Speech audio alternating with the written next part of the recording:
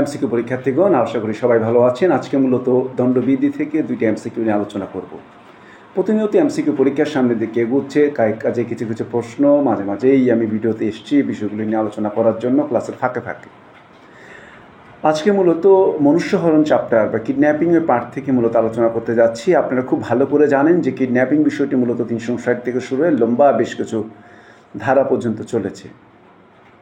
এই বিষয়গুলির মধ্যে একটি প্রশ্ন এসেছিল এক বছর যে দণ্ডবিধি অনুসারে মনুষ্যহরণ যা বা কিডন্যাপিং বলা হয় তা মূলত কত প্রকার। সেখানে আমরা দেখতে পাচ্ছি ক অপশনের মধ্যে যেমন থাকছে 4 প্রকার, খতে বলা হচ্ছে 5 প্রকার, গতে বলা হচ্ছে 2 প্রকার, ঘতে বলা হচ্ছে 3 প্রকার। উত্তর হচ্ছে এখানে মূলত কিডন্যাপিং বা অপহরণ যেটা বলা হচ্ছে এটা মূলত 2 প্রকার হিসেবে কাজ করবে। এবং 2 প্রকার কী কী আপনারা নিশ্চয় জানেন, কারণ ওই ধারাতেই 359 ধারাতে যে বিষয়গুলিকে বলা হচ্ছে যে একটা হচ্ছে বাংলাদেশ থেকে অপহরণ, আরেকটি হচ্ছে আইনানুগ অভিভাবক হতে অপহরণ। এই 2টি অপহরণের কারণেই আমরা অপহরণকে মূলত কয়টি ভাগে ভাগ করব? 2টি ভাগে ভাগ করব। এবার আমরা একটি ব্যতিক্রম প্রশ্ন আলোচনা করব। ব্যতিক্রম বলছে এই কারণে এটার মধ্যে উত্তর কনফিউশন সৃষ্টি করবে, এতে কনফার্ম। প্রশ্নটা একটু পড়ার চেষ্টা করি। 15 বছরের একটি ছেলের সম্মতিতে তার পড়াশোনার জন্য তাকে ক বিদেশে নিয়ে যায়। দণ্ডবিধি অনুযায়ী ক কোনো অপরাধ করেছে।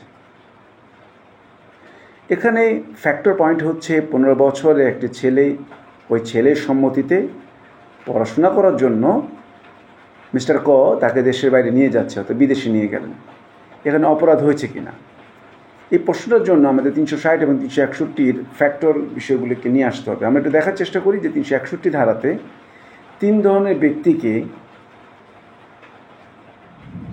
তার সম্মতিতে হোক বা তার অভিভাবকের সম্মতি ব্যতীতেই হোক এক স্থান থেকে অন্য স্থান নিয়ে গেলে সেটা অপরাধের মধ্যে পড়ে যাচ্ছে। 360 বাংলাদেশ থেকে, 361 হচ্ছে অভিভাবকের কাছ থেকে। 361তে অভিভাবকের ক্ষেত্রে বলা হচ্ছে 3টি ফ্যাক্টরের দিক থেকে বিবেচনা করে একটা ব্যক্তি আইনানুগভাবে তার অভিভাবক থেকে অপহরণ হয়েছেন বলে গণ্য হবে। এক হচ্ছে আনসাউন্ড মাইন্ডেড যেই পার্সন আছে তারা, মানে হচ্ছে বিকৃত মস্তিষ্ক সম্পন্ন ব্যক্তি, নিশ্চয়ই কোনো গার্ডিয়ানের আন্ডারে থাকে। আর 14 বছরের কম বয়স্ক ছেলে নিশ্চয়ই সে কারো আন্ডারে থাকছে, এবং 16 বছরের কম বয়সী মেয়ে সেও অবশ্যই তার অভিভাবকের আন্ডারে থাকছে। এখানে প্রশ্ন কিন্তু বলেছে 15 বছরের একটি ছেলের সম্মতিতে তাকে পড়াশোনার জন্য বাইরে নিয়ে যাচ্ছে। কিন্তু আমরা যদি আইনের ধারাটি যেটা আলোচনা করলাম ওটা যদি একটু আলোচনা করি তাহলে আপনি ইতিমধ্যে বুঝে গেছেন ওখানে ছেলের বয়স হওয়ার জন্য 14 বছরের নিচে হওয়া দরকার ছিল, এবং হচ্ছে সম্মতি না থাকতো তাহলে বিষয়গুলি নিয়ে আলোচনা করা হয়েছে। এখানে দণ্ডবিধি অনুযায়ী 14 বছরের নিচে যদি হয় তাহলেই তো দণ্ডবিধির এই ধারাতে পড়বে। কিন্তু প্রশ্ন কিন্তু এসেছিল দণ্ডবিধির কত ধারায় অপরাধ করেছে।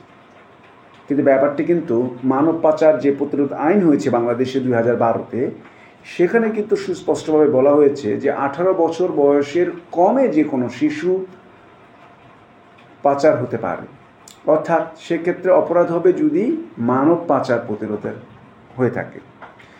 কিন্তু প্রশ্ন প্রণেতার অসম্পূর্ণ প্রশ্নটা করেছেন বলে আমরা মনে করি। কারণ হচ্ছে 15 বছরের কম অনুযায়ী যদি কেউ স্থানচ্যুত হয়ে অভিভাবক থেকে অন্যত্র সরে গিয়ে থাকেন তাহলে দণ্ডবিধি অনুযায়ী কোনো অপরাধী করেন নাই, কারণ 14 বছরের নিচে হতে হবে।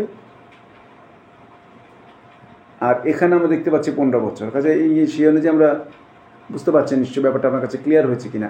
এখানে কিন্তু প্রশ্নটা অসম্পূর্ণ। 14-র কমে কোনো বছর দেখানো হতো তাহলে স্পেসিফিক্যালি এইটাতেই প্রশ্নের মধ্যে যেত। এবং দণ্ডবিধি অনুযায়ী অপশনগুলির মধ্যেও এই যে মানব পাচার ছিল এইটাও আনা উচিত ছিল না।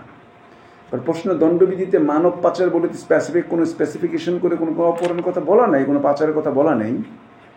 সো এই ধারা অনুযায়ী এই সেকশনটা পড়ে না। কাজেই আমরা বলতে পারবো যে প্রশ্নটা অসম্পূর্ণ, প্রশ্ন স্বয়ংসম্পূর্ণ হয়নি। এরকম কোনো সালে এরকম প্রশ্নের মধ্যে কিঞ্চিত ঘোলাটে ভাব দেখা গেছে। আপনার সতর্ক থাকবেন প্রশ্ন আনসার করার সময় যেন এই ভুলগুলি আপনাদের দ্বারা মোটেও না হয়ে থাকে। আশা করি এতক্ষণ বক্তব্য শুনেছেন। বরাবরের মতো আমি অ্যাডভোকেট নাজিবুল্লাহ বিপু বলছি। আপনারা যত্নশীল হবে প্রশ্ন আনসার করার ব্যাপারে, তাহলে দেখবেন আপনারা পরীক্ষায় আরও ভালো করবেন। আশা করি ভালো থাকবেন। আপনাদের মঙ্গল কামনা আজকের মতো বিদায় নিচ্ছি। আসসালামু আলাইকুম।